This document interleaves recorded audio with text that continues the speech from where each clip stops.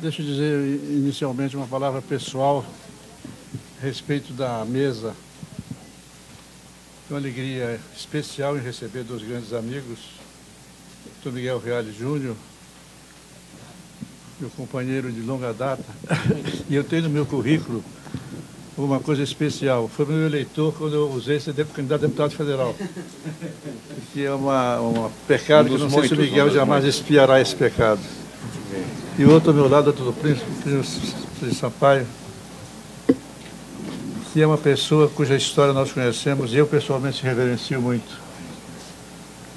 A coerência da luta, a beleza das suas ideias. E também eu tenho um ponto pessoal com ele. Quando ele voltava do exílio, o primeiro emprego que deu a ele fui eu na Fundação Getúlio Vargas. Exatamente. Foi mesmo. De maneira que eu me sinto muito à vontade de estar entre essas duas pessoas ilustres. Nós vamos começar um trabalho que vai estender-se ao longo do dia. E vamos cuidar de festejar a Constituição do Brasil. É um festejo merecido, porque há muito tempo nós não temos uma Constituição com essa magnitude, com a extensão do tempo que ela vem demorando. Quase sempre há golpes contra ela, emendas constitucionais, mas o seu centro, a sua estrutura básica parece que continua a mesma. Esse encontro agora de manhã é precioso para o começo. Nós vamos ouvir como é que se faz uma Constituição. Como é que se constrói essa coisa que para algumas pessoas é mítica, para outras não vale nada. Como é que se constrói essa coisa fabulosa que é uma Constituição política do país. O Plínio foi dos que ajudaram a construí-la, foi constituinte. E o Miguel, ao lado de um grande presidente da Constituinte, Dr. Ulisses Guimarães, ajudou a concebê-la. De maneira que nós estamos com as melhores figuras para conversar nessa primeira manhã. Então, eu quero dar precedência à Plínio de Arruda Sampaio para começar a sua exposição. Muito obrigado ao Angarita, aos companheiros da mesa. Obrigado pelo convite. Essa Constituição, Ulisses Guimarães, quando na promulgação, ele chamou-a de Constituição Cidadã. Constituição Cidadã. E ele, muito feliz a expressão, porque essa Constituição, ela, de fato, ela concedeu a todos nós, a todo o povo brasileiro, a todo cidadão brasileiro, ela concedeu instrumentos, ela outorgou instrumentos muito eficazes para que possam fazer valer os seus direitos. Hoje, todos nós temos instrumentos tremendamente eficazes para valer os nossos direitos. A ação direta de inconstitucionalidade, a ação popular, ela foi colocando tudo aqui, são instrumentos que estão na nossa mão. E o mais importante deles é o Ministério Público, porque a ação civil pública que se colocou no Ministério Público, que até então o Ministério Público era uma instituição destinada a punir os criminosos, a levar adiante a ação penal, a proceder contra os infratores da lei. Mas, a partir da Constituição, aqui foi introduzido o inquérito civil público, que transformou a instituição numa espécie de advogado dos movimentos populares, advogado do povo organizado. Então, hoje em dia, por exemplo, imediatamente os movimentos populares cataram isso. E a igreja catou isso muito. Então, hoje em dia, o promotor é uma figura realmente conhecida, querida, respeitada, consultada a qualquer momento. E ele propõe a ação civil pública, que é de uma eficácia extraordinária. Então, eu acho que realmente tem toda a razão de dizer isso. É também, a outra coisa importante dizer a respeito da Constituição desta aqui, é que ela é a mais avançada do ponto de vista social que o Brasil já teve. É mais avançada que a de 34, que foi uma Constituição bastante avançada. Mas esta é bem mais avançada que a de 34. é a Constituição mais...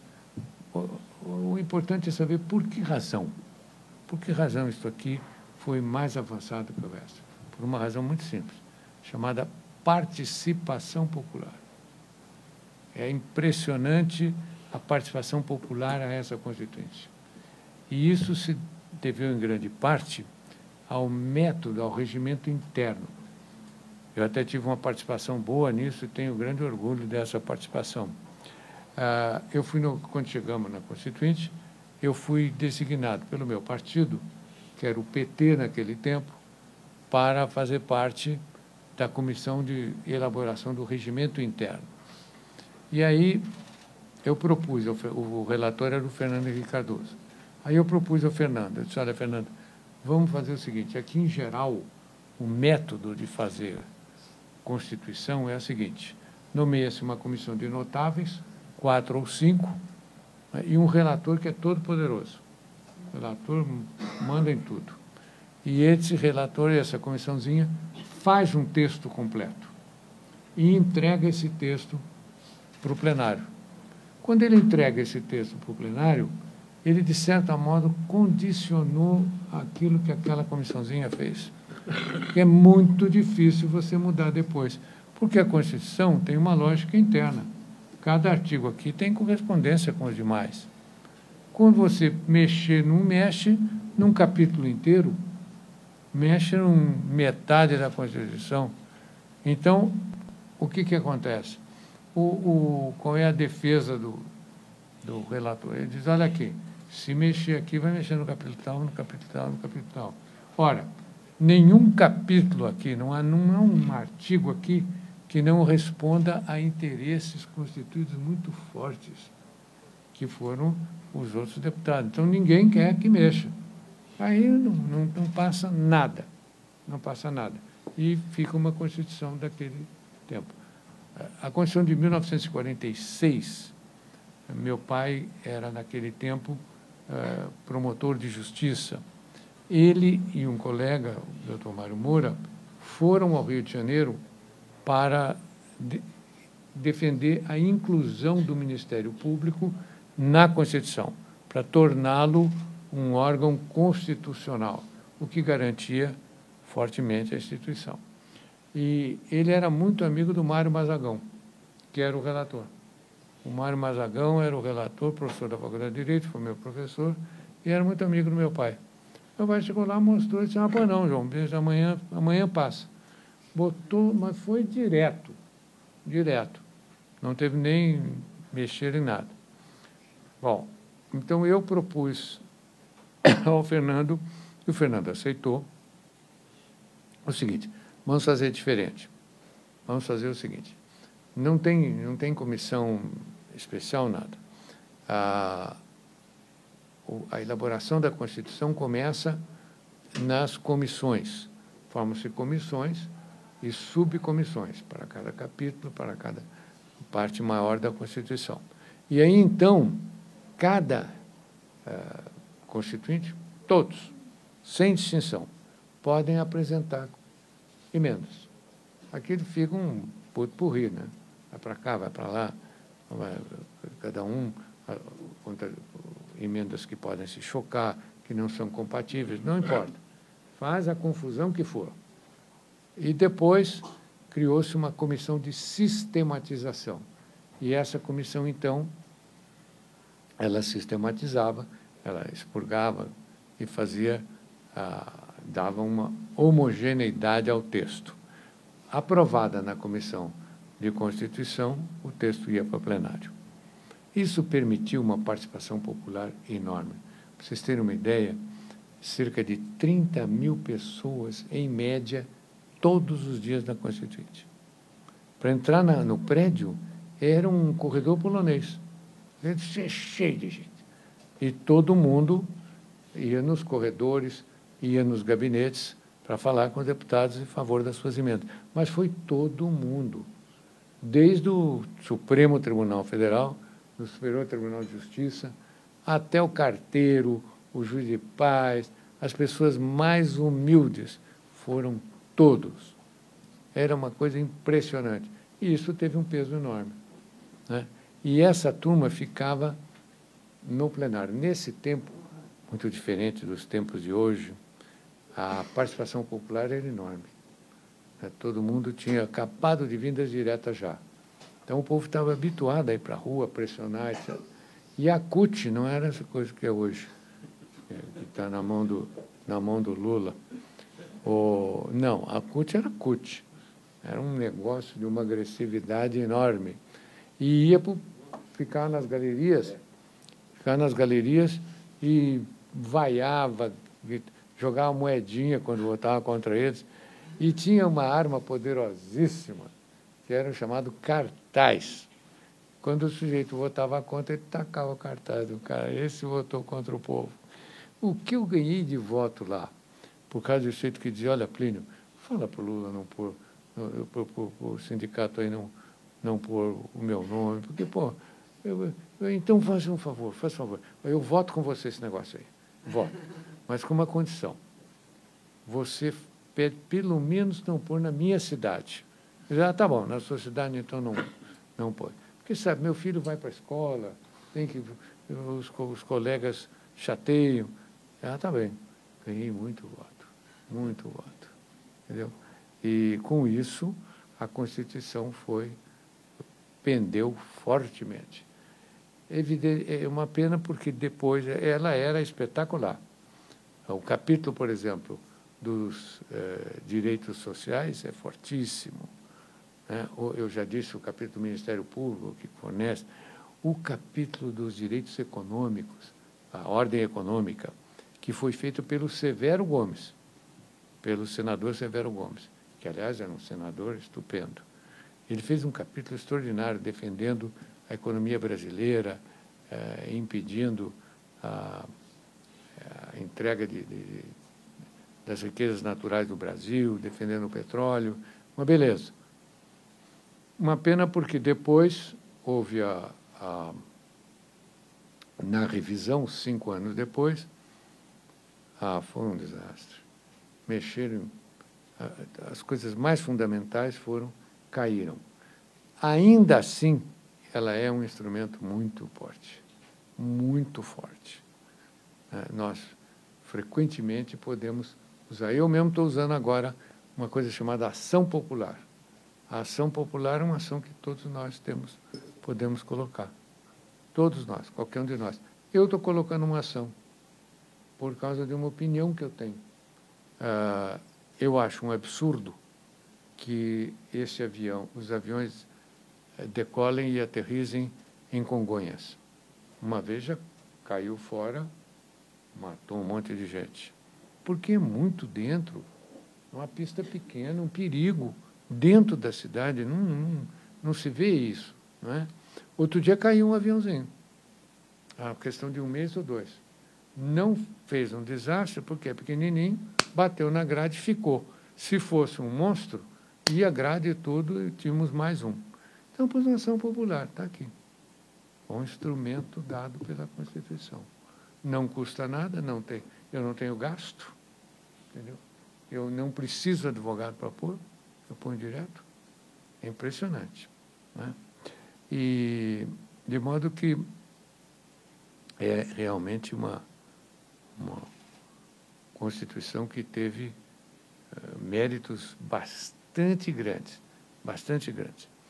Eu fui o relator da subcomissão do Poder Judiciário, mas eu daí praticamente usei o que os juízes, que já tinham isso muito elaborado, e os promotores, que também tinham muito elaborado, eu apenas juntei aquilo, o mérito que eu tive, fui conseguir o apoio.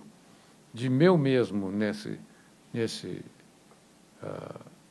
capítulo, tem uma iniciativa que também não é minha ideia, também não é minha, é do doutor Watanabe, um desembargador, que fez um chamado juizado especial, que ele chamava de juizado de pequenas causas. Eu achei que isso diminuiria, pus o nome de juizado especial, que é um juiz togado, mas que faz um procedimento totalmente oral, né? Então é imediato, e julga causas de pequeno valor econômico e crimes e infrações de pequeno potencial ofensivo. Então, realmente, esses instrumentos são de uma eficácia enorme e uma forma de democratizar a justiça. Então, era mais ou menos isso o que eu queria dizer aos senhores, que eu acho fundamental a gente pensar nessa Constituição. Muito obrigado.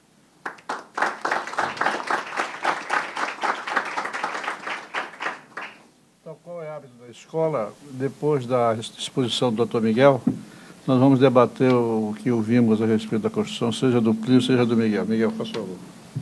Posso falar de pé? O prezado Angarita, quem eu sou ligado há muitos anos, muito próximo de Antônio Angarita, que já vou aumentar minha voz. Eu vou devagar.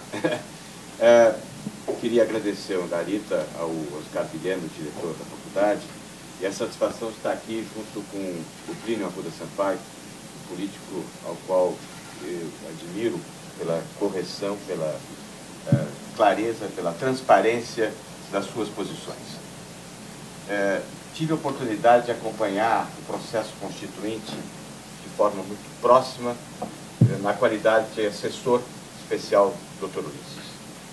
Creio que o Plínio destacou um ponto fundamental, ou seja, nunca houve tanta interferência do procedimento na produção do resultado. Havia uma grande desconfiança dos constituintes em relação à Comissão Afonso Arinos, da qual eu tinha participado, porque na tradição das Assembleias Constituintes brasileiras sempre houve um projeto, chegou mesmo a ter um projeto de constituinte, um projeto de regimento, o regimento ditado pelo ditador Getúlio Vargas e um projeto constituinte apresentado pelo governo, ou seja, que era a famosa Comissão do Itamaraty, presidida pelo pai de Afonso Arinos. Portanto, havia uma tradição de ter uma comissão que apresentava um projeto que seria o campo de atuação dos constituintes. E havia uma grande desconfiança dos constituintes de como seria feito, com uma discussão grande sobre constituinte de primeira e de segunda classe. Não pode haver constituinte de primeira e de segunda classe. Todos têm que participar. Como se fez esse processo de participação? Esse processo de participação se fez através da criação de 24 subcomissões. Eram 8 comissões, cada comissão dividida em 3 subcomissões, formando 24 subcomissões. Então, cada parlamentar participava de uma subcomissão e criou-se, evidentemente, um imenso texto, que veio se chamar de Frankenstein. Porque era uma balbúrdia. Cada subcomissão preparou um texto. Como é que se poderia fazer o processo de junção desses textos absolutamente desconexos, com posições ideológicas completamente diversas, não é? O Plínio lembra aqui que foi o Severo Gomes que fez uma parte dos direitos, da parte da ordem econômica, só que o capítulo, o capítulo relativo aos princípios da ordem econômica foram feitos por Roberto Campos e Delfim Neto. E a parte onde está lá estabelecido que é a livre iniciativa, que é a livre concorrência, onde estão os princípios que presidem a ordem econômica, foi feito pelos conservadores liberais. E o Severo Gomes foi fazer a parte relativa ao estabelecimento do que era a reforma urbana, a reforma agrária, a proteção das empresas nacionais. Ou seja, o texto ele era absolutamente contraditório. Os textos eram descosidos. Não havia um fio condutor. Esse é o dado fundamental. Quando se fez o projeto, não havia, e até hoje não tem um fio condutor. A Constituição falece da inexistência de um fio condutor. Até por fatores que surgiram depois, que vieram trazer uma imensa complicação para a Constituição no plano da sua organização política. Pois bem, os textos tinham absurdos, como o Bisol, que era o senador do Rio Grande do Sul, que ficou responsável pelo título dos direitos e garantias individuais, chegava a colocar que os homens e as mulheres são iguais em direitos e deveres, salvo da amamentação. E eu dizia que não amamentava porque era inconstitucional.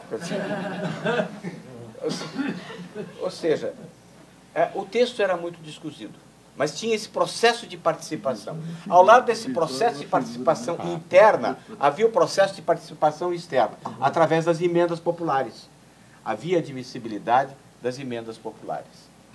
Foi um trabalho muito difícil, foram constituídos grupos, o grupo dos 32, o grupo da Sandra Cavalcante, para tentar, dos Richa, para tentar estabelecer um processo de junção desses 24 textos, das 24 subcomissões, para poder esse texto ser objeto de trabalho na comissão de sistematização.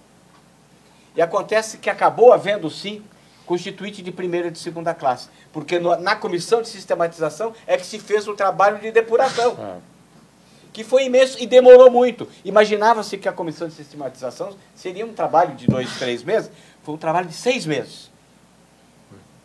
Comissão de sistematização, e ali estavam o quê? As lideranças. Na verdade, posso dizer, o processo constituinte teve uma imensa participação de todos os parlamentares, todos os constituintes no seu início, mas depois o processo se afunilou e passou a ser objeto de apreciação de 100 constituintes no máximo. 100 constituintes no máximo. Com grandes contradições internas, o texto foi buscada uma sistematização com uma imensa liderança do PMDB, que também era um partido que era um saco de gatos. Ou seja, o partido tinha a liderança do Mário Covas, 300 e poucos constituintes, mas era um saco de gatos, porque tinha reunido toda a oposição com o regime militar. Com exceção do PT e do Partido Comunista, a oposição estava toda concentrada no PMDB, desde o Roberto Cardoso Alves até figuras de ponta, bem mais à esquerda, todos dentro do PMDB. É verdade. Então, era um partido majoritário que tinha um líder forte pela sua liderança pessoal, pela sua capacidade de aglutinação, que era o Mário Covas, mas que não podia traduzir um pensamento uniforme, porque não existia esse pensamento uniforme.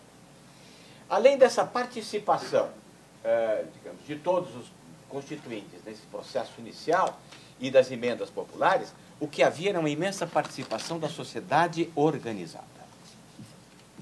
Ou seja, os setores organizados da sociedade afluíam à Constituinte. Eu digo, a Constituinte era uma passarela, e eu assistia a isso diariamente, que ia da tanga à toga. É verdade. Dos índios e eram os organismos, os setores estatais, os mais fortes e os que mais colocaram seus interesses protegidos na Constituição. Aliás, é o estudo que o Oscar mostra de todos os interesses estão colocados, especialmente das classes organizadas, claramente estabelecidos e protegidos, porque se organizavam, pressionavam, estavam diariamente lá. Acho que não houve lobby maior do que o do magistratura. Lobby maior do que o do Ministério Público. Eu que o diga. Você que o diga. Do Ministério Público, que eram chamados os grandes maçanetas, ou seja, estavam abrindo porta de todos os constituintes diariamente, com visitas diárias a todos os constituintes. Todos. A Polícia Militar, a Polícia Civil, os advogados. Todo mundo. Todo mundo. A sociedade organizada estava lá. Então, o que há nessa Constituição, e por que ela é tão ampla, tão longa? Porque ela está a proteger os interesses das classes organizadas. E havia interesses contrapostos, mas eu digo, característica básica da Constituição é que ela é compromissória. Ela é um texto de compromisso, que se alcançava um texto através da composição dos interesses. Não havia um texto firme, posições firmes, havia necessidade de composição para votação, e estas composições se faziam pela manhã. No plenário à tarde, eu assistia inúmeras vezes os deputados entrarem, os constituintes entrarem e perguntar: o que vai ser votado hoje? Vai ser votado o que já estava decidido antes, o que estava decidido de manhã. É coisa de mineiro, né? com a... um pouco aquilo, só se faz a reunião depois que já foi decidido, né? E já estava decidido de manhã, porque de manhã havia a reunião das lideranças.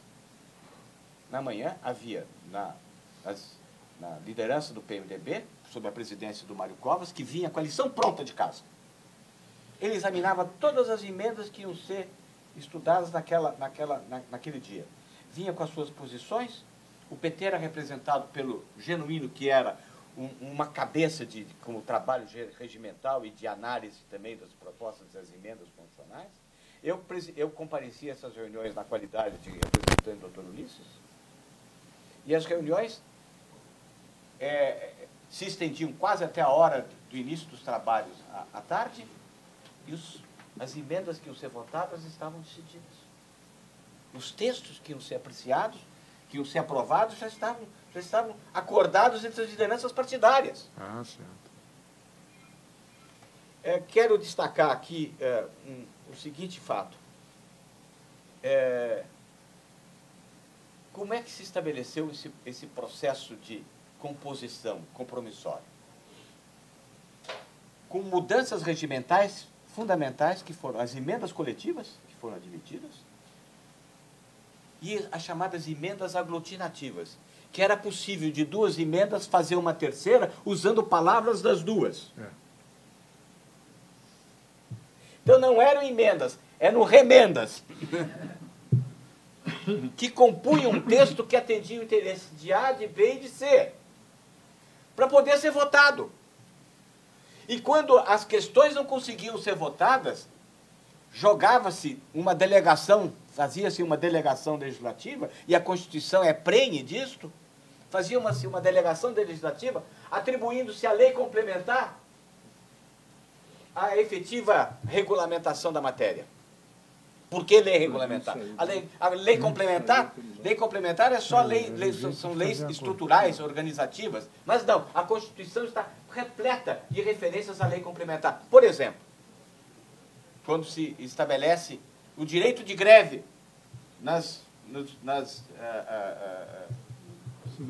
do serviço público, não se encontrava uma solução, um texto, um lado desconfiava do outro, como é que nós vamos fazer?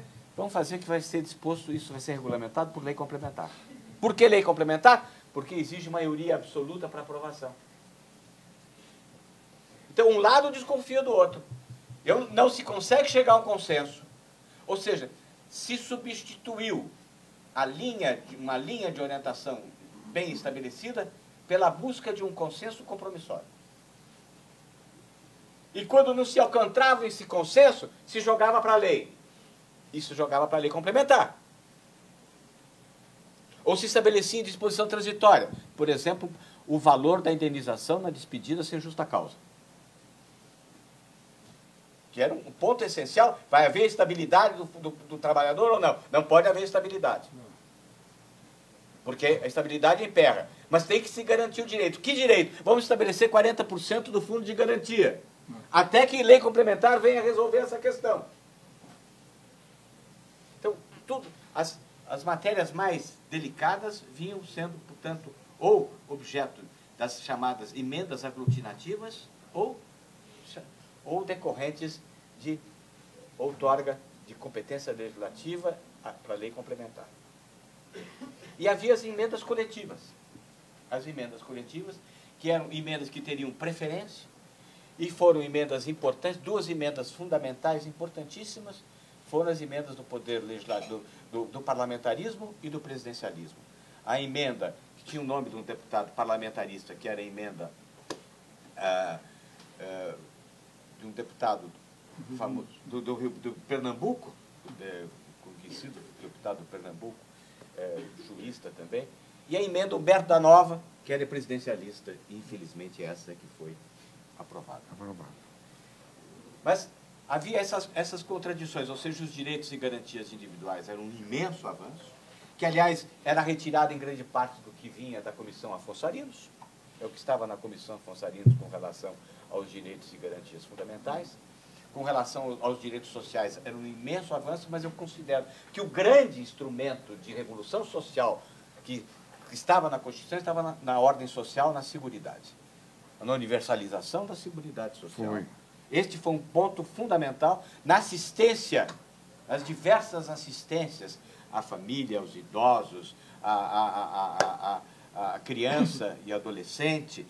Ali pode-se retirar da ordem social, especialmente da Seguridade, um projeto social para o país. Deu um grande avanço, mas, ao mesmo tempo, havia um grande receio. O Dr. Ulisses tinha a maior de todas as preocupações com o processo do financiamento da Previdência e da Seguridade.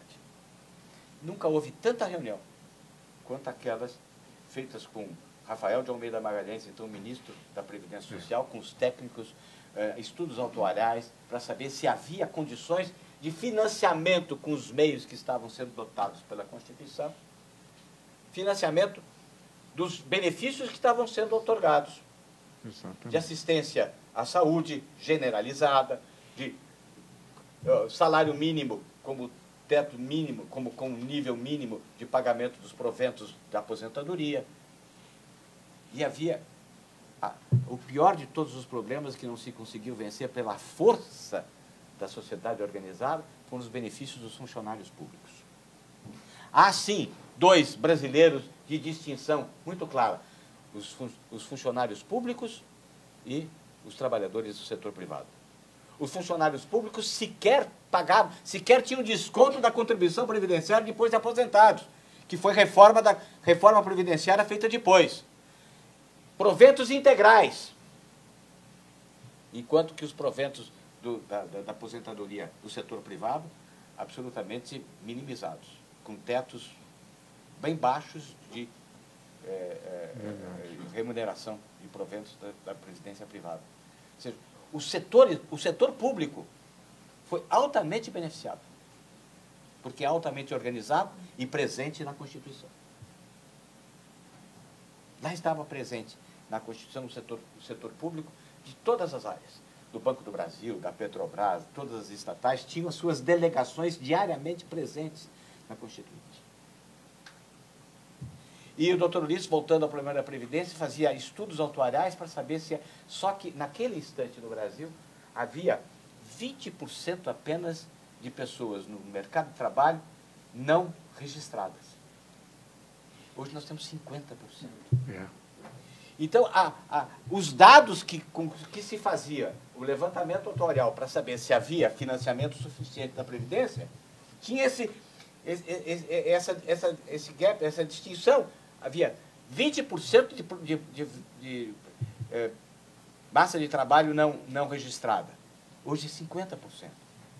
Que não, portanto, é 30% que hoje não paga a Previdência Social. Que não recolhe a Previdência Social, empregador e empregado. E por isso um imenso déficit da Previdência Social, que é o grande buraco das contas governamentais. Naquele instante se chegou à conclusão que sim, dava, só que o processo se alterou, cada vez mais se busca a formalização do trabalho, mas a informalização do trabalho, apesar de todo o processo de criminalização da informalização do trabalho, é ainda em níveis elevadíssimos. Mas quero lembrar dois aspectos, o aspecto da organização da estrutura de poder e depois da revisão constitucional e das emendas parlamentares. Na estrutura de poder, a Constituinte foi o tempo inteiro parlamentarista. Ela era parlamentarista. Ela foi parlamentarista. Aliás, essa é uma contradição, né, Real? Essa que veio. Porque ela é uma Constituição parlamentarista que virou presidencialista. Virou presidencialista. Esse é o grande problema, esse é o grande nó que nós vivemos no país. Ela era parlamentarista, ela foi parlamentarista nas subcomissões, ela foi parlamentarista nas comissões, ela foi parlamentarista na comissão de sistematização. Aliás, com projetos interessantes, eram projetos parlamentaristas que estabeleciam um jogo de controles de poder interessantes. Eu propus, vendo a possibilidade de cair a emenda parlamentarista por pressão, propus ao Dr. Ulisses um sistema de parlamentarismo, de presidencialismo parlamentarizado, com um ministro coordenador. Que o Ulisses aceitou, o Sarney também até acabava por aceitar. Mas a Constituição ela era parlamentarista. E houve o seguinte fato, do qual eu fui uma testemunha muito direta. Houve o desejo, um imenso e forte desejo do Sarney de ter 5 anos de mandato. E é uma marca das constituições brasileiras. Ele foi assim em 23, em 1823, foi assim em 91, foi assim em 34, foi assim até em 46 com o Dutra. A briga entre o Poder Executivo e a Constituinte. O nosso inimigo estava do outro lado da rua. O nosso inimigo era o Sarney, né?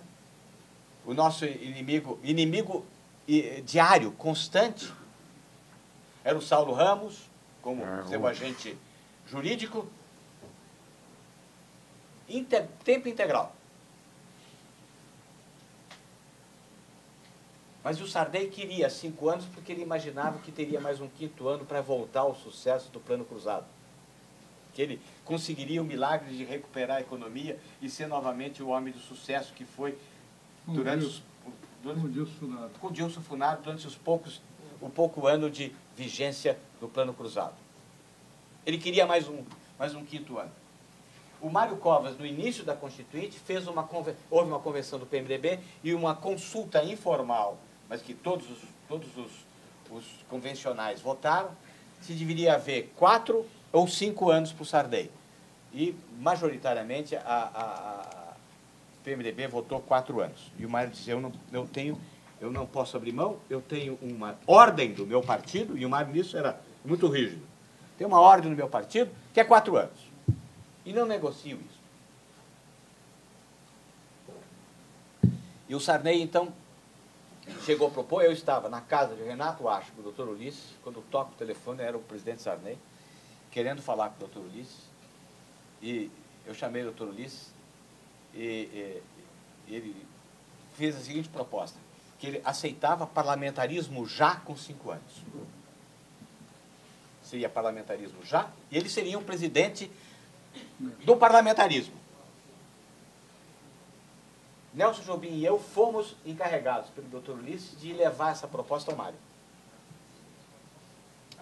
Na manhã seguinte. O Mário Covas disse, não posso, não aceito.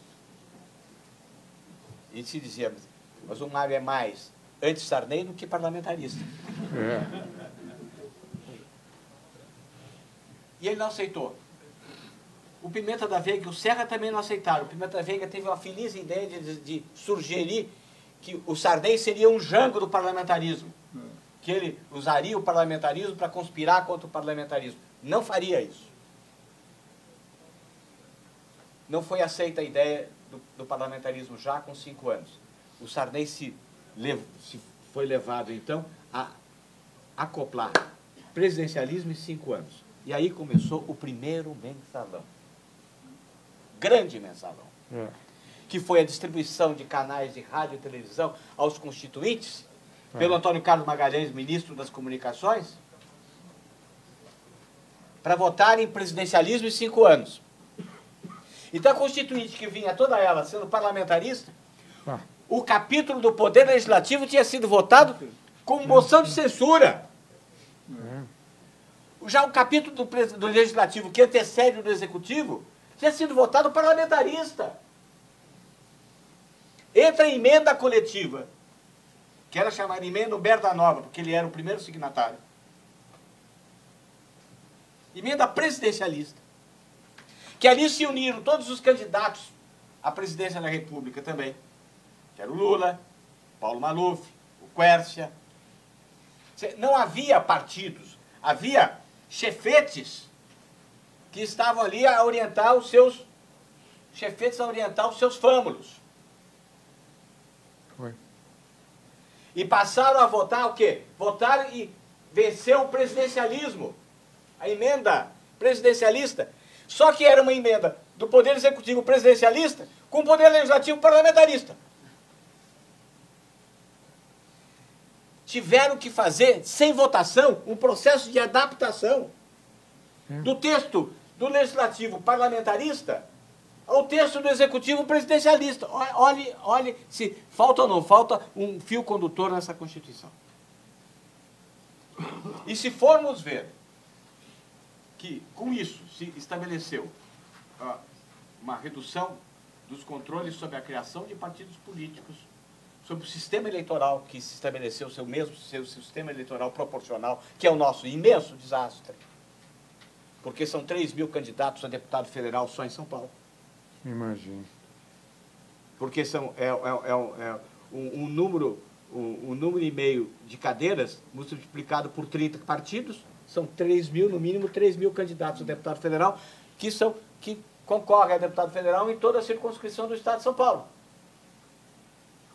Então, o sistema eleitoral que se estabelecia com o parlamentarismo muito mais apropriadamente, que seria o sistema distrital misto, ou o sistema distrital mais o distrital misto, foi a Breca que estabeleceu qual é a diferença da estrutura política da Constituição de 34, da Constituição de 46 e da Constituição de 88. Nenhuma. O que tem é a medida provisória, que foi o campo onde o maior número de alterações constitucionais foi para mexer na medida provisória para estabelecer maiores controles com relação à ação do Executivo na edição de medidas provisórias. E até hoje, efetivamente, a Câmara o Executivo governa por decreto. Governa por decreto. Até porque a Câmara não se vale da sua prerrogativa de in limine examinar o problema da urgência e da constitucionalidade da medida provisória, da urgência e da necessidade da medida provisória. Então, as medidas provisórias eram sempre repetidas, chegaram a ser centenas de vezes repetidas, e várias das emendas constitucionais que foram aprovadas foram para tentar limitar. O que nós vemos, portanto, é que nós temos um sistema político absolutamente manco. Não há partidos políticos, basta ver o que está acontecendo entre PROS e Solidariedade. E daí surge o ativismo judicial a estabelecer que a perda do mandato, quando se muda de partido indevidamente, porque o mandato é do partido, essa é uma criação do TSE convalidada pelo Supremo Tribunal Federal. Há um erro do Supremo Tribunal Federal, erro inteiro, porque estava mal posta a lei que era para viger em 10 anos da cláusula de barreira. Não existe mais cláusula de barreira. Nem cláusula de barreira, porque aí foi um ativismo negativo do Supremo Tribunal Federal a entender a inconstitucionalidade da lei que estabelecia a cláusula de barreira, porque também impedia o exercício de várias outras atividades, não só a parlamentar, mas fundo partidário, com meios de comunicação, que realmente inviabilizava partidos. Então não existe diferença. E nós temos essa crise. Nós temos o quê? Parlamentares que não têm nenhum contato efetivo com o povo, nenhuma fidelidade a um ideário, que recebem votos aqui e ali. Qual é a mágica para ser eleito deputado hoje? É ter cabos eleitorais? Não é possível alguém conseguir ser eleito no meio de 3.000 candidatos, e nós fomos candidatos a deputados, sabemos como é difícil isso. Por quê? Porque precisa ter alguém ali em cima, atrás do eleitor, e aí está a Caixa 2. O Caixa 2 não está no pagamento de publicidade, isso, daquilo, está no pagamento do pagamento do cabo eleitoral, que muitas vezes é o prefeito da cidade. Como é que você vai pôr no teu livro que você pagou para o prefeito da cidade tanto, para ele ser o seu cabo eleitoral? Ou o candidato a prefeito derrotado, que é mais barato.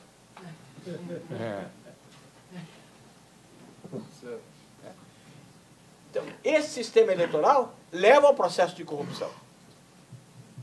Leva à fragilização dos partidos políticos. Leva à ausência de linhas programáticas no Congresso Nacional, que fica sujeito ao varejo. É pescaria de varejo. Então, a Constituição não trouxe uma estrutura de poder diversa daquela que se estabeleceu no país há um século. Eu estou indo, estou terminando.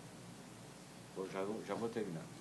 Então, nós somos fruto desta... Se existe alguém responsável pela crise política que vive o país, chama-se José Serra. Este foi um homem que, para colocar o seu interesse de permanecer mais um ano, aliás, o último ano de governo desastroso, e que pouco se importou com a estrutura política, com o destino do país. Falou que a Constituição tornaria o país ingovernável, ele tornou o país ingovernável. E, para finalizar, nós tivemos uma revisão constitucional. Essa revisão constitucional nada fez. Nada.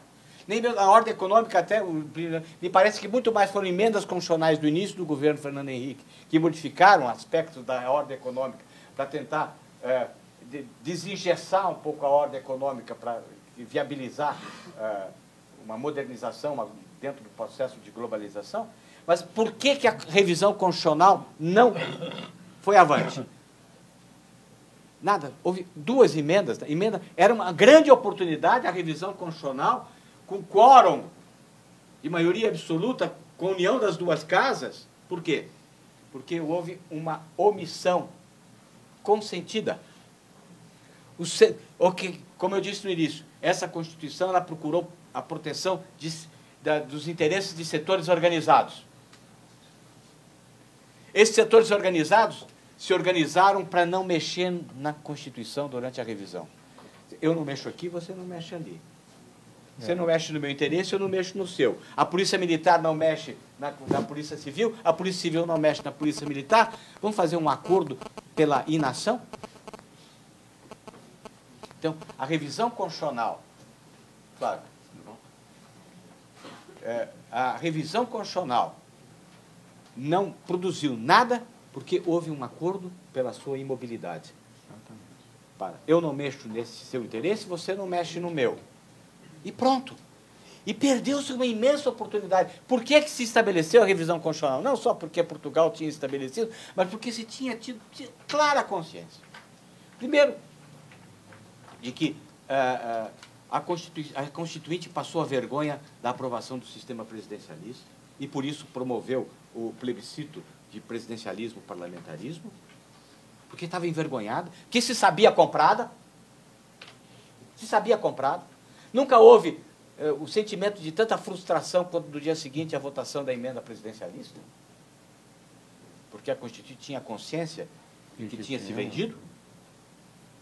Então precisava uma revisão constitucional, porque se sabia também que havia todas essas soluções compromissórias, que era necessário tempo para decantar e saber quais eram as melhores soluções, que havia um processo econômico em grande transformação depois da queda do Muro de Berlim e do processo inicial de globalização.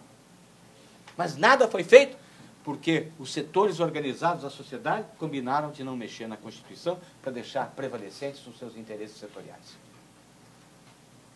Então nós perdemos uma imensa oportunidade e estamos com essa crise política perene na vida brasileira e só se fala de reforma política e nada se faz de reforma política. Agora mesmo a pequena, mínima reforma política já foi enterrada. Chegou a pensar de uma nova Constituinte com plebiscito, que seria uma alucinação, traria uma imensa insegurança jurídica ao país. E nós temos, então, essa Constituição que tem é fonte de grandes transformações do país, a partir especialmente da ordem social e da seguridade, no campo dos direitos individuais, no campo do judiciário, do Ministério Público, com disciplina, tem pontos altamente positivos, mas ela carrega pontos altamente negativos. Ela é fonte de avanço e, ao mesmo tempo, fonte de perene preocupação, porque ela é geradora das crises políticas que caracterizam a vida brasileira. Obrigado.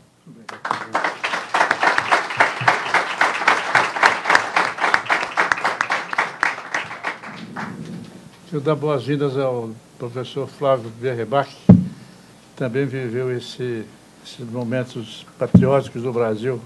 Foi a Constituição de 88. Sacrificado. Eu sei. Sacrificado pelo doutor Ulisses, queimou ele. Eu não quis ser indelicado com você, mas eu esqueci de determinar o horário para o mas foi bom porque você e o Plínio trouxeram para casa uma espécie de documentário sobre a Constituição. Quer dizer, nós assistimos isso à distância. Eu estive lá 2 ou 3 vezes com o Flávio, com o doutor Ulisses, com o Mário particularmente. mas a vivência interna corporis da Constituinte, seja na posição de decisor, seja na posição de assessor de uma grande figura que é o doutor Ulisses, traz para casa lembranças importantes para a história desse país. Nós estamos às ordens para o debate. Os senhores, por favor, sintam à vontade para fazer perguntas ao doutor Miguel ou ao doutor Plínio.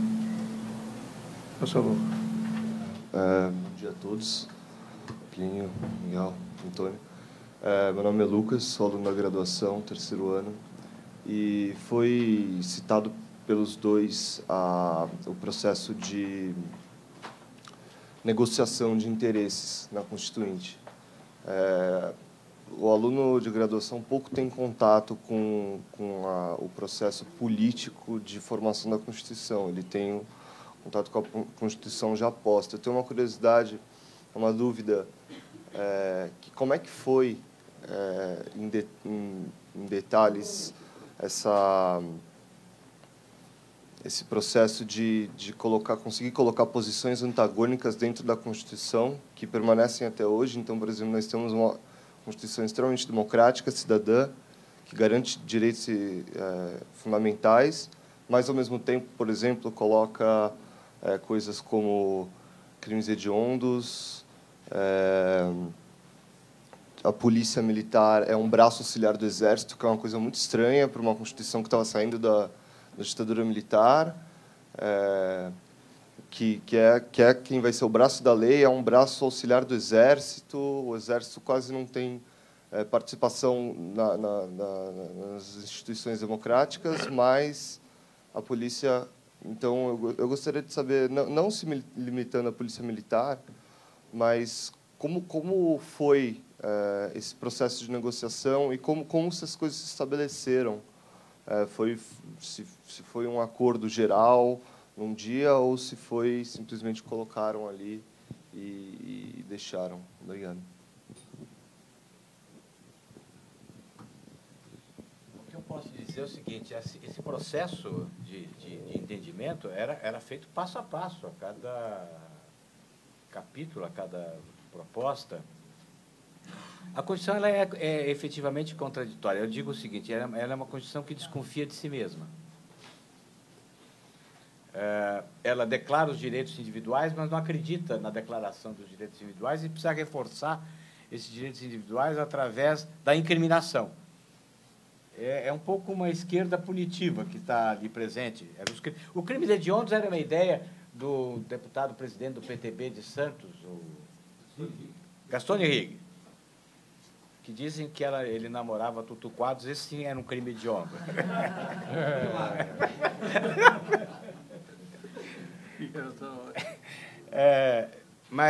E ele negociou o crime hediondo até o último instante. Ele tinha essa proposta e ele chegou a dizer que o PTB não votaria o texto final do primeiro turno se não votassem, porque foi ficando para trás o texto do crime hediondo, que não diz nada. Diz que haverá crime hediondo, que não pode ser concedido graça e anistia. Não quer dizer nada. Depois, sim, veio o crime hediondo para responder a reclamos populares.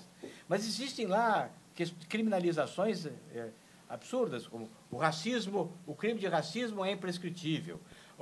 A violação da criança será severamente punida. A Constituição não precisa dizer que você vai punir severamente um crime de estupro ou de estupro de vulnerável. É evidente que não precisa, a Constituição está dizendo isso.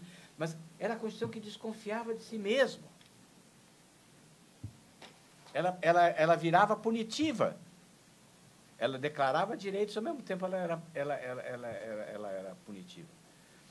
Havia dados curiosos dessa Constituição, quer dizer, negociações que eram feitas, às vezes, por exemplo, dos interesses do Norte e Nordeste. Havia uma propaganda na Constituinte, né? Com cartazes espalhados pelo Congresso todo: Norte, Nordeste, Centro-Oeste, 292 votos de uma só vontade. Esse era o cartaz. Norte, Nordeste, Centro-Oeste, 292 votos, dava a maioria, e uma só vontade. Chegou a haver uma emenda de um deputado do Pernambuco, Coelho, do voto ponderado para presidente da República, que não passou por um voto. Eu me lembro disso. que estabelecia ponderação nos votos de forma que o voto do acreano valia 5 vezes mais que o voto do mineiro, em eleição direta para presidente da República. Então havia conflitos regionais que precisavam ser superados. Então você vê lá benefícios para o Banco do Nordeste, que estão na Constituição. Privilégios para os estados nordestinos.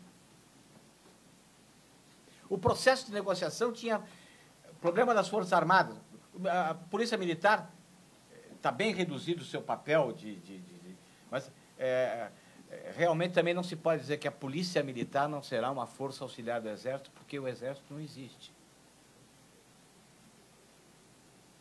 As revoluções brasileiras foram sempre feitas pelas brigadas militares ou pelas polícias militares, e não pelo Exército. Porque o Exército tem os conscritos e as polícias militares têm os policiais profissionais. Então, isso foi uma discussão imensa que veio desde do governo provisório do Getúlio, da Constituinte de 34, como que se devia estabelecer um controle sobre as polícias militares para que não houvesse processos sediciosos estaduais. Também foi uma grande discussão com as Forças Armadas, o papel do Exército, o papel das Forças Armadas, se deveria ser responsável pela ordem, a lei. Um outro processo de negociação complicado, inclusive com o Leônidas, que era o ministro do Exército. Realmente, essas negociações não se faziam geral. Então, como eu disse, as negociações eram feitas de manhã, na reunião de liderança no PMDB, com os, o quê? 14 pessoas? Mais ou menos. Mais ou menos, né? E que lá, e se passou a usar a emenda aglutinativa, as emendas aditivas, se inventou uma mudança regimental para tentar compor textos que fossem palatáveis pelas lideranças e votáveis, vamos chamar assim. Os acordos eram feitos paulatinamente. O papel do relator geral não era proeminente, ele não era um homem político, mas não tinha autoridade jurídica para ter um papel de relevo, Bernardo Cabral. E gostava muito do Fernando Henrique. Gostava muito do Fernando Henrique. Adorava o Fernando Henrique. Mas não tinha um papel. Disse que ele tinha grande orgulho de ter sido professor da Sorbonne. O Fernando Henrique disse numa coisa, não, aqui é um cursinho que eles dão lá. Ele deu uma aula. Deu uma aula. Professor na porta da universidade. E ele recebia as comissões, para dizer ele recebia as comissões de interesses toda manhã e reunia, dizia. Eu me lembro de uma cena que ele recebeu um grupo de pessoas do cartório de protesto, porque todos os grupos organizados foram lá colocar os seus interesses. E um deles era o cartório de protesto, o problema também da herança e tal. E ele disse para o sujeito, leu o documento, disse assim, pois eu lhe garanto, cortou o ar com um gesto assim, eu lhe garanto que farei um exame perfunctório da matéria, ou seja... Não ia olhar. Perfunctório significa o inverso. Não, foi a aula da Sorbonne. Não, foi a aula da Sorbonne.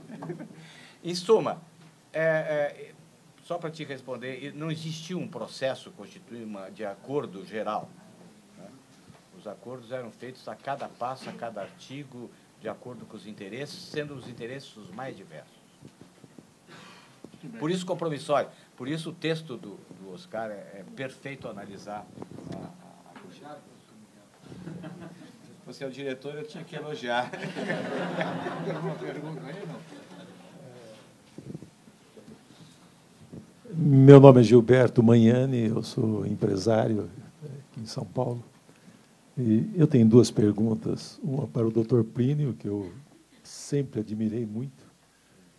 Qual foi assim a grande frustração pessoal do senhor? Quer dizer, aquilo que o senhor achava muito importante ser aprovado e que não teve o menor êxito.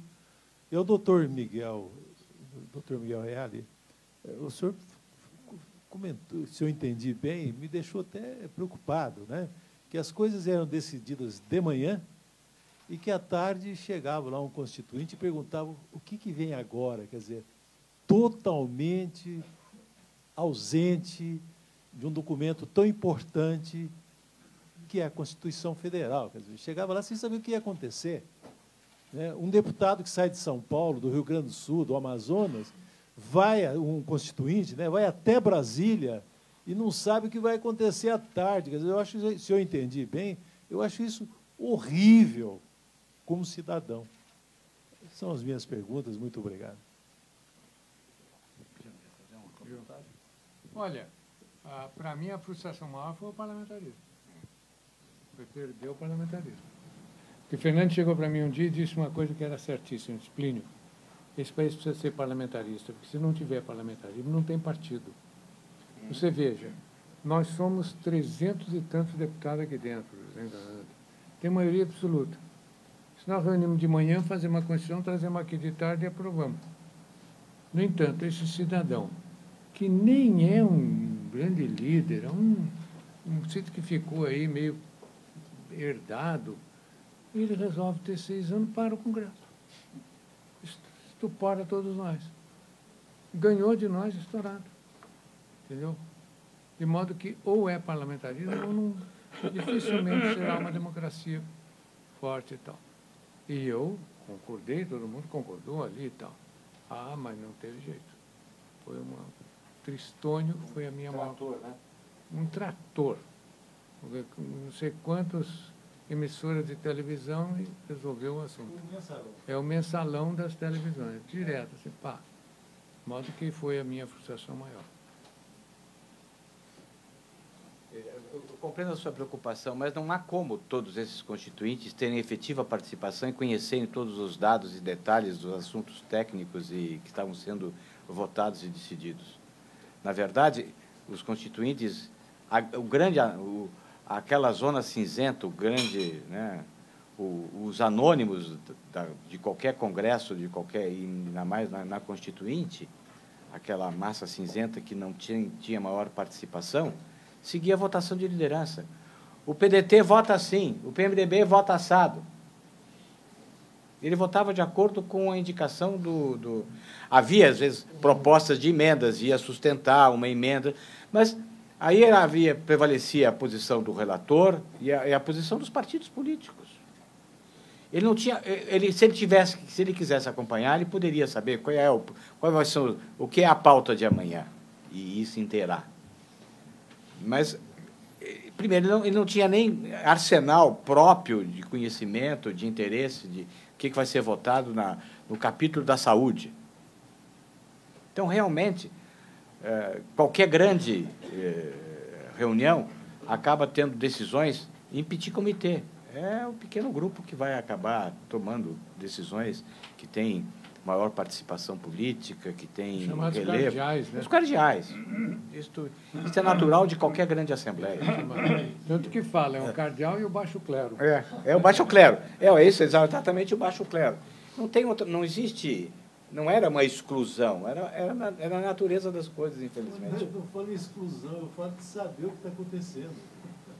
Não sabiam, não tinham interesse e chegavam lá e perguntavam quantas vezes, o que você vai votar hoje? Como é que vai votar? Vote de acordo com a sua liderança. Uma vez aquele que era presidente da Confederação Nacional da Indústria e do Comércio, um deputado do Nordeste, entendeu? Entrou no plenário, não tinha noção, né? E estava sendo um voto, uma emenda para acabar com o SENAC, com o negócio do interesse dele. Do S.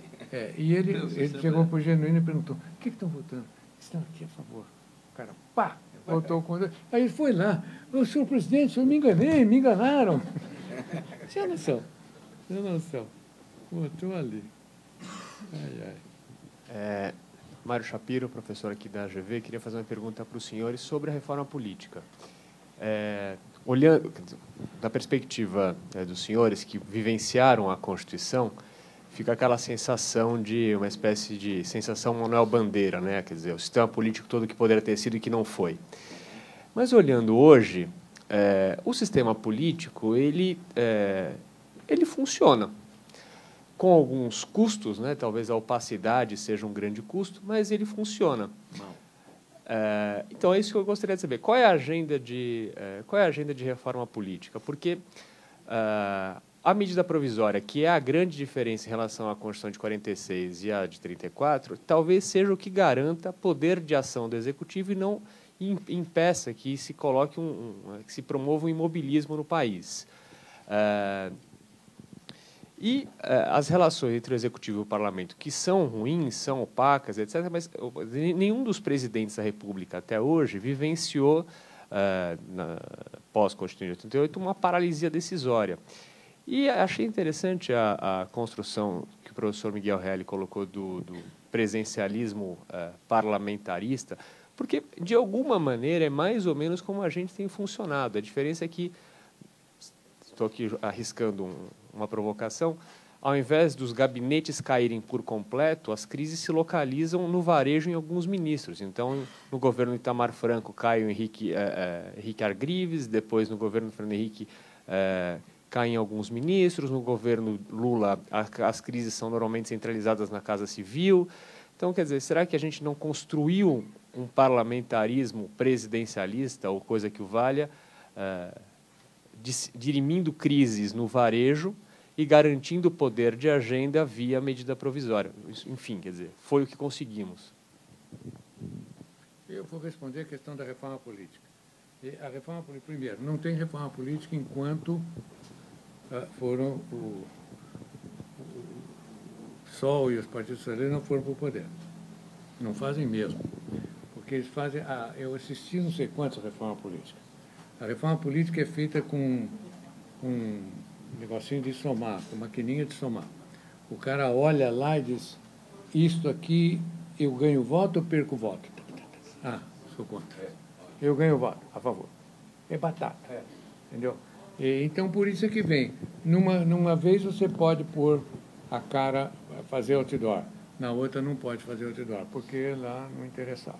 Numa eleição você pode levar documento, mostrar documento, olha aqui e tal. Na outra eleição não pode. Varia.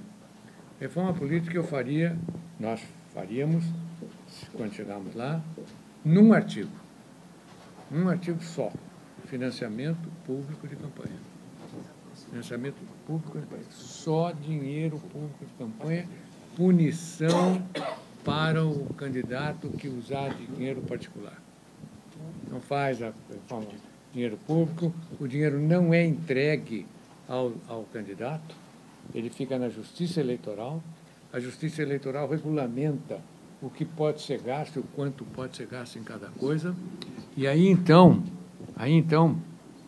ele, o candidato faz o gasto e a empresa apresenta a conta ao tribunal, o tribunal paga. E se o cidadão for tomado usando um dinheiro dele, ele será cassado, corta o registro e ele será punido, processado criminalmente. Aí sim tem reforma eleitoral. Aí tem reforma política. Aí muda o país, muda mesmo o país. Agradecer a pergunta, dizer, eu acho que nós não avançamos nada, não conseguimos. O que se gerou? Gerou um mensalão, que é a maior crise do que o mensalão, o maior problema institucional do que o mensalão. Nossa Senhora. O mensalão é a destruição do processo democrático. É acabar com o processo democrático, acabar com o processo de persuasão, com o processo político, para realmente reconhecer que o Congresso é formado por 300 picaretas que são compráveis. Ou seja, como é que se foi votar matérias importantíssimas no governo Lula? Através do mensalão, com distribuição de dinheiro nas vésperas das votações mais importantes. Então, não houve nenhum parlamentarismo presidencialismo parlamentarizado ou parlamentarismo presidencializado. Pelo contrário, essa é uma estrutura que se pensava de um ministro coordenador, que não haveria dissolução da Câmara, mas haveria aprovação do Ministério, aprovação de um plano de governo, comprometimento partidário. E o fundamental na reforma política é a mudança do sistema eleitoral. E se você não muda do sistema proporcional que nós temos universal, você não muda. É o núcleo do sistema político, é o sistema eleitoral. Não adianta. Medida provisória, Se tentou de todas... Quantas, houve, me parece, que 3 emendas constitucionais alterando a disciplina das medidas provisórias na Constituição. Eu pus uma. Porque, para limitar... Porque o que acaba acontecendo? O presidente não tem responsabilidade e a Câmara não tem responsabilidade. Se a Câmara quiser emperrar uma medida provisória e não votar, não vota. Qual vai ser a consequência parlamentar? Nenhuma. Qual vai ser a consequência do presidente se ele tiver uma medida provisória dele rejeitada? Nenhuma. Se ele quiser impor uma votação, porque há outras fórmulas de mensalão, que são as emendas parlamentares. Também é. Agora vem o orçamento impositivo para impor que as emendas...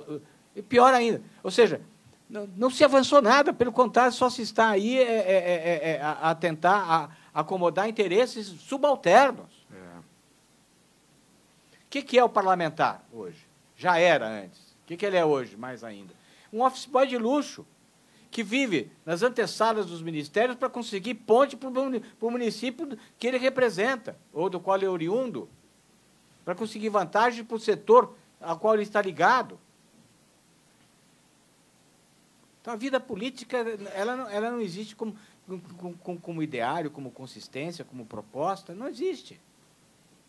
Então, nós, efetivamente, não avançamos absolutamente nada na nossa estrutura de poder desde a Constituição de 1891.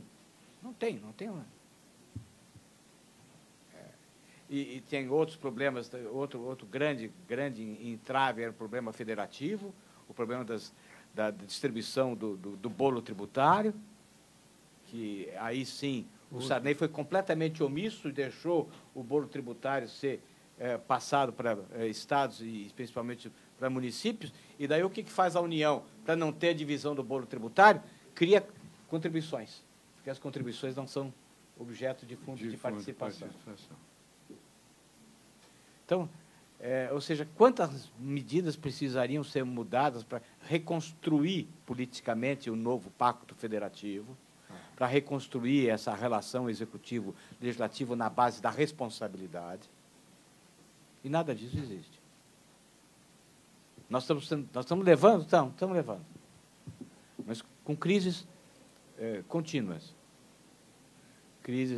É a crise do Collor, é a crise do mensalão, é a crise da dificuldade de governança por parte da Dilma, ou seja,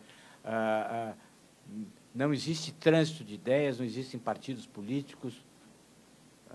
Começa uma disputa presidencial que efetivamente é de troca de favores, partidos que foram recentemente criados, aos quais já se promete ministério, isso e aquilo, como esse PROS. O PROS é um partido que está aí posto à venda. Nasceu, né, com uma grande placa, vende-se. Eu sou Igor, sou aluno da graduação, estou no 2º ano, queria fazer uma pergunta para os dois debatedores. O professor Carlos Arissanfel, comentando a Constituição, ele colocou sobre o processo de aglomeração, vamos dizer assim, dos interesses que levaram ao texto da Constituição, ele colocou de uma forma talvez um pouco pessimista, dizendo que, na verdade, a Constituição de 88 é uma Constituição chapa branca, é a Constituição onde os interesses de quem tinha acesso aos constituintes ou ao processo político naquela posição conseguiu garantir, constitucionalizar os seus interesses, e o problema é que leva àquilo que o Lucas tinha feito na pergunta dele, de quão contraditória parece nossa Constituição, a gente olhando agora. E a conclusão do professor Sanfel é de que, na verdade, o que mantém nossa Constituição em pé, levando em consideração tantas contradições que tem dentro dela, potenciais, é o compromisso pela governabilidade, ou seja, pelo que o professor parece mostrar, é que nossa Constituição tem um germe, que seria o germe de tão contraditórios são os interesses dentro dela, que se nós fôssemos levar eles a cabo da forma que eles estão lá, nós não conseguiríamos governar o país com essa Constituição. Então, minha pergunta, na verdade, é: os senhores acreditam que o texto da nossa Constituição e a forma que o processo constituinte levou a esses interesses contraditórios estarem dentro do texto da Constituição, esse é o germe da destruição da própria Constituição? Quer dizer, ela consegue ter uma vida longa apesar disso? Ou não? Existe uma capacidade de renovação dentro dela de alguma forma? Não sei se eu me fiz claro também, se não me fiz. Olha, eu sou da seguinte opinião. o texto constitucional foi muito modificado na revisão, ele tem incongruências dentro dele, sem dúvida, mas eu acho que ele ainda é um texto válido e que ele vai se sustentar, porque ele forneceu alguns instrumentos extremamente importantes para que as pessoas comuns do povo possam reivindicar os seus direitos. Eu acho que ele não vai cair tão cedo, não. Eu disse, a Constituição tem conquistas importantíssimas que, portanto, consolidam o seu texto, consolidam a legitimidade, o reconhecimento da Constituição. Existem falhas que são graves, eu tive aí. Existem contradições, não existe um fio condutor, ela é liberal conservadora e era extremamente protecionista e estatista. Isso se superou com as alterações das emendas constitucionais no início do governo Fernando Henrique, em parte, mas o problema todo é que não se vai fazer uma nova Constituinte, não se vai fazer um processo revolucionário no país, não é? Mas que, sem dúvida nenhuma, um dado essencial para que se tenha certeza da continuidade, da construção consciente de um projeto de país, é a reforma política. Mas essa não sai. O Plínio bem disse, o deputado está preocupado de saber se na reforma política que vai ser votada ele vai ser reeleito. É isso, só. Ponto. E ele se esquece que 50% do Congresso muda a cada legislatura. Portanto, não é o processo eleitoral vigente que vai garantir a sua eleição futura. Mas ele não pensa assim, ele diz, se eu fui eleito nesse processo, eu não vou mudar. E não muda. Acho muito difícil que mude. E acho muito difícil que aconteça algum problema de ruptura institucional. Não vai acontecer. Nós vamos ficar nesse marasmo, nessa ausência de construção institucional e de construção de responsabilidade política e de ação governamental coparticipada pela sociedade e pelo Congresso. Vai continuar a existir uma espécie de presidencialismo de cunho mais imperial, que é o que restou aí, que, ou com mensalão, com emendas parlamentares, vai tentar driblar essa mixórdia que é o Congresso Nacional, para falar a verdade, com o PMDB como partido ainda majoritário no Senado e com imensa força na Câmara, que é um saco de gatos. Continua sendo um saco de gatos. Então, eu não vejo nenhuma ruptura, que o Sumfeld tem razão, quer dizer que é chapa branca, falamos dos interesses setoriais, e esses interesses estão acordados de não mexer muito para não prejudicar as disposições que lhes são favoráveis. Nós vamos continuar. Infelizmente, o que eu vejo pessimistamente é que nós vamos continuar. E vamos continuar por quê? Porque vamos continuar. Não vai haver ruptura, não vai haver nada. Nós vamos continuar. Vamos continuar os escândalos, vamos continuar as emendas parlamentares, vai continuar a ausência de vida sadia e responsável na política brasileira. Infelizmente, a minha visão é muito, muito pessimista. Bom, opa.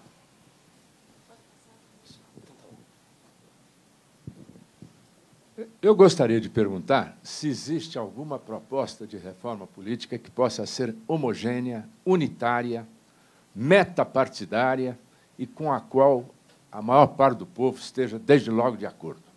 Uma proposta. Não.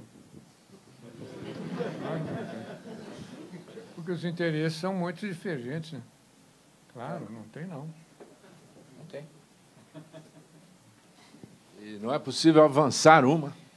Flávio, eu acho que a proposta que foi feita pelo movimento contra a corrupção eleitoral, com apoio da Ordem dos Advogados, que inclusive não precisa de reforma constitucional e podia ser feita por lei ordinária, já seria um avanço.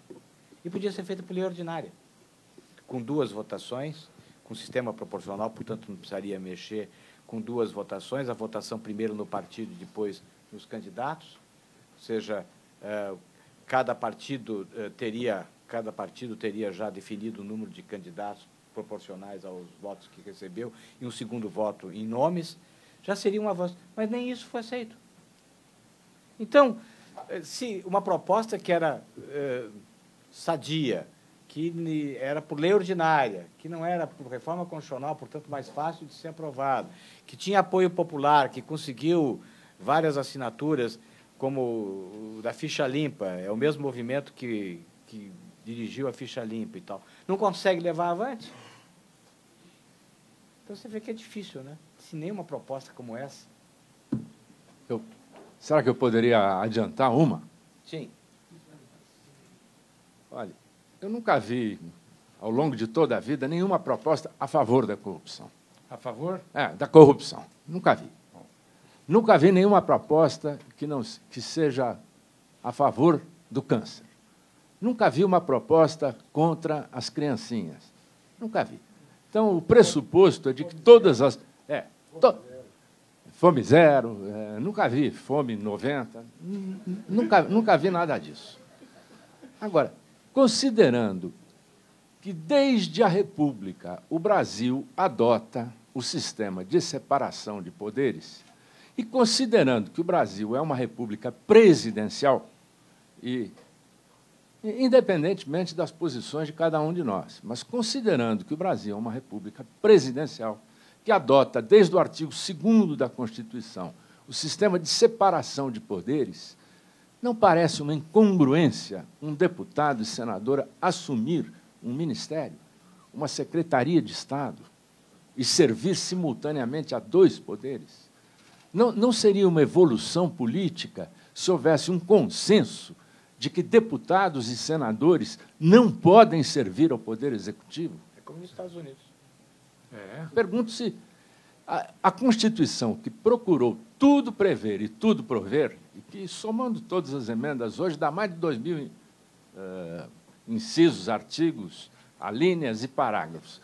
A Constituição do Brasil tem mais de 2.000 dispositivos.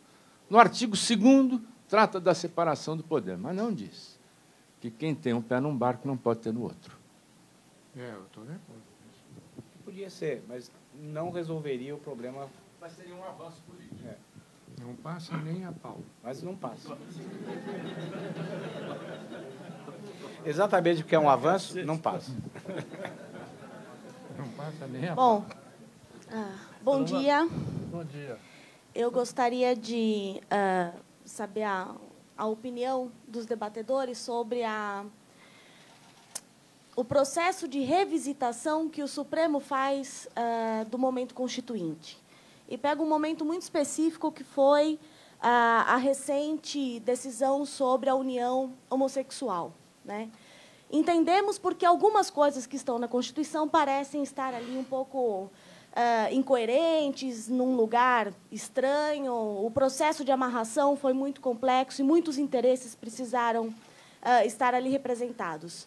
Mas, quando o Supremo julgou essa ação, ele revisitou esse processo e, de certa maneira, disse, bom, apesar da Constituição dizer que a família é homem e mulher, na verdade, é homem, homem, mulher, mulher, homem, mulher, e quer dizer outra coisa. Como é que vocês veem esse processo de revisitação que o Supremo faz desse momento constituinte, e especificamente nesse caso como um exemplo? Não entendi muito bem a pergunta. Plínio, quando o Supremo foi julgar o caso da união homossexual, ele encontrou uma barreira muito grande, que era a expressão homem e mulher que estava ali presente na Constituição. E, nesse momento, ele revisitou aquele processo, né? E eu gostaria de entender por que isso foi colocado ali e como é que vocês veem esse processo do Supremo enfrentar esse processo constituinte, eventualmente recosturar ou redizer o que está na Constituição. Bom, o problema todo é que existe um processo crescente de interpretação aberta. Seja através das arguições de inconstitucionalidade, seja através de um grande ativismo judicial, uma fragilização da doutrina, uma imensa fragilização da doutrina. O juiz se sente o fazedor da doutrina, descompromissado com precedentes, descompromissado com doutrina, descompromissado com o texto legal ou com uma interpretação sistemática da Constituição e dos seus princípios. O juiz se sente um efetivo criador da norma no caso concreto. E isso tem levado a uma grande insegurança jurídica. Há alguns campos em que o avanço da criação judicial tem sido altamente preocupante, inclusive no campo penal. É por isso que, inclusive, acabo de produzir aí 4 volumes sobre jurisprudência em debate, pondo as decisões contraditórias, absolutamente contraditórias. Aliás, é o artigo que escrevo sobre isso sábado que vem no Estado de São Paulo. Ou seja, as decisões completamente contraditórias, sem que a justiça esteja preocupada com o que consta da doutrina. Aliás, a boa doutrina também é rara hoje em dia, porque prevalecem os manuais daqueles que, porque deram uma aula, se entendem capazes de escrever um manual. Então, nós temos aí realmente um problema sério desse ativismo judicial que precisa encontrar limites. Então, nesse caso da união homossexual como família, como casamento, não diz casamento, mas diz reconhecimento da união estável, se estabeleceu uma ideia sobre qual era a finalidade desse reconhecimento da união família, homem e mulher, e se estabeleceu um processo analógico e a extensão e uma interpretação aberta, construtiva. E, realmente, o direito é o que a interpretação for. O direito é o que a interpretação for. Friedrich Miller diz o processo interpretativo é um processo estruturante. Não se encontra a solução pronta e acabada no texto legal ou no texto constitucional. O juiz constrói. Não é? E o fato sugere muito mais do que aquilo que está contido na norma. E o fato tem uma força. Então, existe necessidade de uma interpretação construtiva, criadora, mas que não está tendo limites. Eu acho que nós temos que encontrar um meio termo capaz de não vedar a criação do direito por via da interpretação judicial, mas estabelecer alguns limites. Bom dia, meu nome é Rui, eu sou aluno do pós aqui da GV. E eu fico meio assim assustado quando a gente vê uma Constituição com uma visão assim tão pessimista. Eu já ouvi dizer que o pessimista seria o otimista com experiência, mas eu queria estar aqui e ouvir assim algumas luzes no final do túnel para a gente pensar no futuro do país. A questão que eu ouvi, que esse sistema eleitoral é meio viciado por conta, talvez, da manipulação do voto, né? Os políticos contabilizam muito esses votos porque manobram muito os eleitores. Essa questão do voto ser obrigatório aqui no Brasil, isso influenciaria essa mudança de deixar de ser obrigatório para ter uma consciência política maior dos eleitores? Poderia mudar isso a curto e médio prazo? Seria a minha pergunta. Eu espero um pouco. O Reale é pessimista, mas eu sou otimista. Eu declarei que eu acho que, apesar das limitações, ela fornece elementos importantes e vai continuar. Vai continuar, sim, senhor. A segunda parte é... O voto facultativo. Eu sou contra. Eu acho que o voto tem que ser obrigatório. Porque o voto facultativo é um pouco dizer o seguinte: cada um cuida de si. Não, senhor. O senhor tem obrigações em relação ao seu país. Você recebe um monte de coisa da sociedade brasileira. Você tem o dever de ser jurado, você tem o dever de pagar imposto, você tem o dever de servir o Exército na idade, e você tem o dever de participar da justiça do país. Porque eu sou contra o voto facultativo. Por hora, eu sou a favor do voto obrigatório.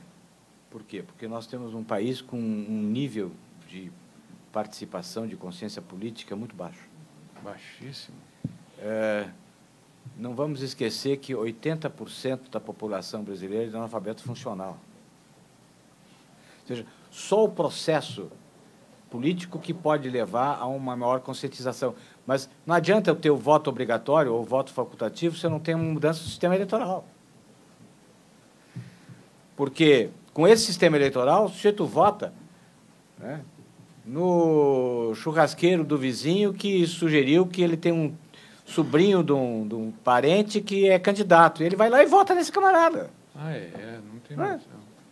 Então, ou muda o sistema eleitoral, e se tiver o voto obrigatório, aumentar a consciência política, porque o voto obrigatório leva a um processo de envolvimento, de participação. No momento que nós tivermos uma maior elevação do nível de consciência, pode-se pensar no voto facultativo, quando você tem um percentual, uma camada consistente de pessoas que vão ter interesse pela política. Por enquanto, não. Olha, nessa linha de consciência de voto, etc., eu tenho uma experiência curiosíssima. Quando eu era promotor público em Sertãozinho, tinha um distrito lá perto chamado Pontal. E aí veio uma denúncia de que um vereador lá em Pontal tinha feito uns registros de analfabeto. Naquele tempo, analfabeto não podia votar.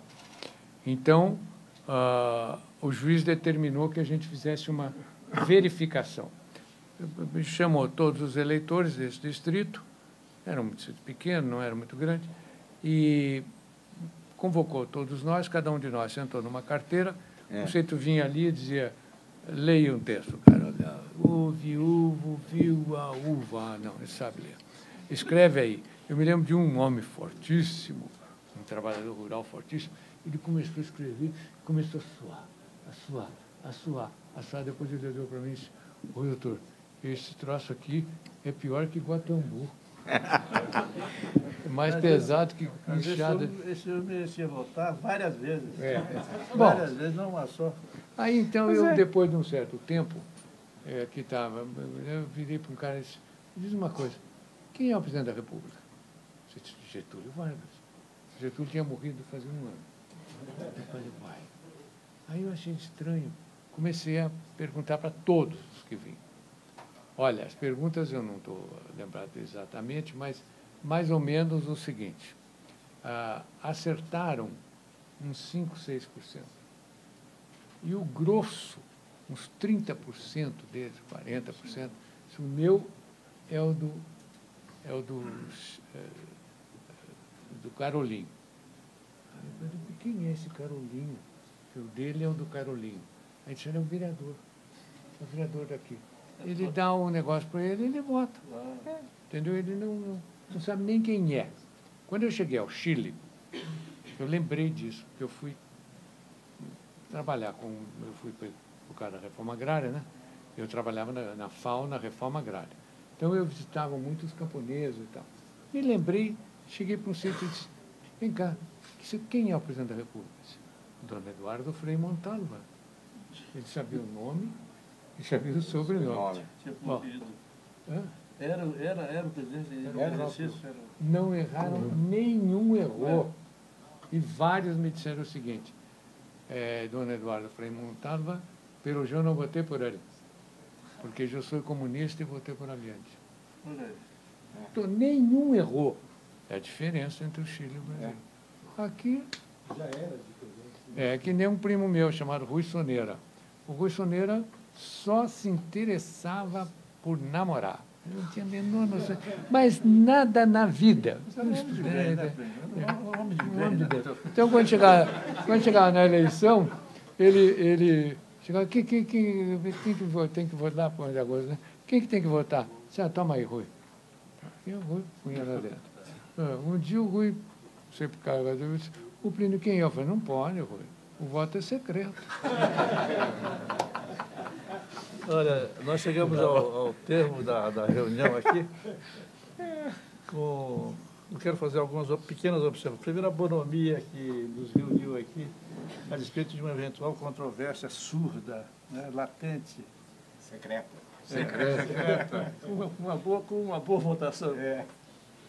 O que mostra que nós somos livres para pensar, o que é um galardão nosso. Mas eu quero fazer uma última observação Pode sobre a fazer. Constituição.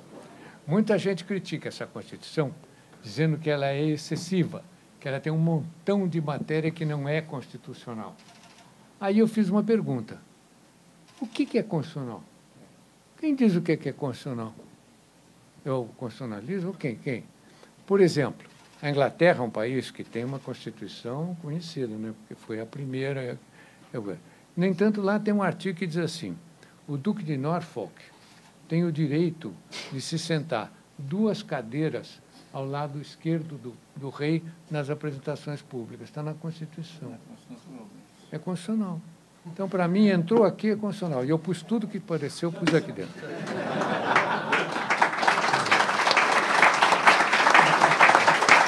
Gostei tudo. Nem sabe. Então, há elementos que não foram colocados que dava para a gente conversar o resto do tempo. Que as controvérsias sugerem novas controvérsias. Nunca uma controvérsia acaba dela própria, salvo engano. Na verdade, eu repito, houve uma espécie de documentário sobre a Constituição. Algumas situações pessoais, por exemplo, Covas. O doutor Ulisses me dizia, aquele seu amigo é duro de conversar. Era o Covas. Se prevaleceu da posição. Era dureza. Foi da posição de líder da grande bancada e não negociava, era o estilo do Mário, para o mal ou para o bem. As narrativas do Plínio, simples e profundas, ajudaram a gente a compreender o processo constitucional. E as aulas que o Miguel nos deu reiteradamente. Eu agradeço a presença dos 2 amigos e vamos tomar um cafezinho e nos preparar para a próxima reunião, que é a reunião sobre o combate, sobre a pesquisa da residência constitucional. Muito obrigado.